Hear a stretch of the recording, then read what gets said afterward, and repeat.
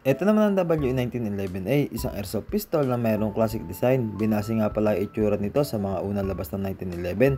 Kulay silver ito at mayroon itong brown na grip. Nababagay ang pistol na to sa mga old school ng trip. Tumitimbang naman ang pistol na to ng 800 grams habang nakakabit yung magazine niya. At meron nga pala itong single stock na magazine na mayroong 15 rounds sa magazine capacity. I-chrono test natin itong 1911A na to para makita natin kung gaano nga ba kalakas itong classic 1911 na to. Unang tira 348.4, 339.6, 339.7,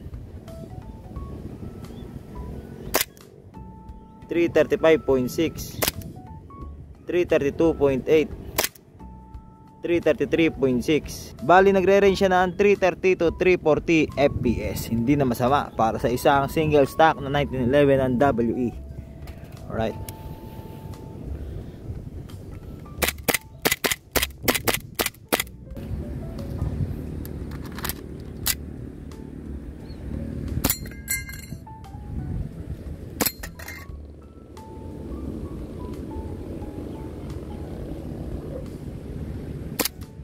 Bilis. Hirap tama. Bilis.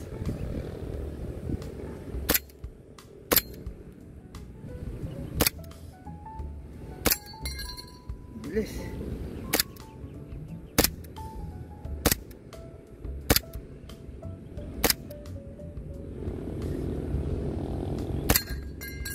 Yun ang drone.